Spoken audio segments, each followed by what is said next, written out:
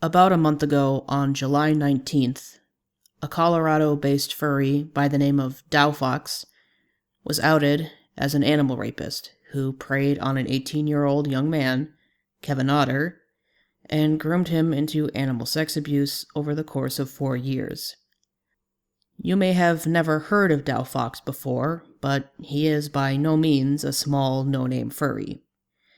He is, or was up until the leaks, the owner of Denver Foxtrot Party, a lead event organizer business in the Denver, Colorado furry scene.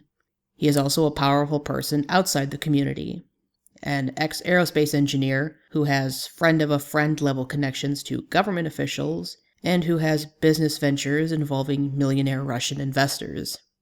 I do plan on covering these leaks as there are many strange connections and threads to explore, and it's a situation that asks the important question: where does sympathy for a victim end when they become an abuser themselves?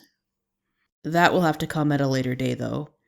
I haven't had the time or energy to make a dent in the 131 pages worth of chat logs, and I want to give my own informed perspective, rather than make a report based solely on the cliff notes provided by others. But I still wanted to make a video in response to this now, not only to bring attention to these leaks now that the information and evidence is much more publicly available, but because it's got me reflecting on a statement I see all too often, and one that rubs me the wrong way each time I come across it. That statement being, abusers have no place in the furry fandom. Now, this is a noble sentiment, and I agree. It should be the status quo for the community. But therein lies the problem. It should be happening, but it's not. It's easy to point to the outrage against abusers like Kira the Wolf and, to a lesser extent, wildlife as proof of this idea. And I know the majority of those who say this aren't maliciously lying to save face. They're fueled by genuine naivety and ignorant hope. But when we look at the reality of what's going on, we have to realize zoophiles, pedophiles, other abusers, and their apologists aren't being ejected from the community. They're the ones running it. For every Kira the Wolf who was raked over the coals and left to rot for raping animals, there's a Tane being given staff positions at major conventions, even after being outed as a zoo sadist child rapist. There's an Anthrocon, Fetch Northwest, Megaplex, Furry Week in Atlanta, Texas Furry Fiesta, Biggest Little Fur Con, and countless other conventions and event organizations that refuse to ban convicted sex criminals like Growly and Cupid the Deer, because those abusers are friends with the staff or staff members themselves. There's a Dominic Rodriguez making documentaries about the fandom for the wider public, in between joining Telegram bestiality chat rooms. There's a Cheetah Spotty Cat sitting as chairman for one of the largest furry conventions and openly advocating for bestiality.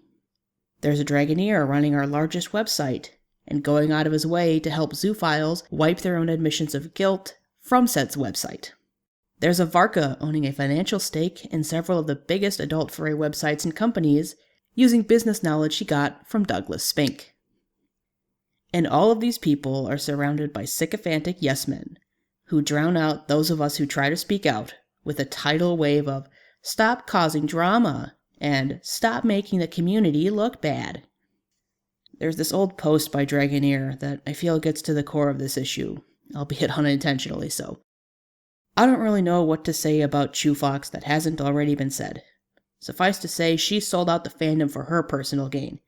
She got her 15 minutes on national TV by showing herself to be the very kind of person we all like to pretend doesn't exist. And she did it by taking a collective shit on the rest of us for a few dollars, and her moment in the limelight.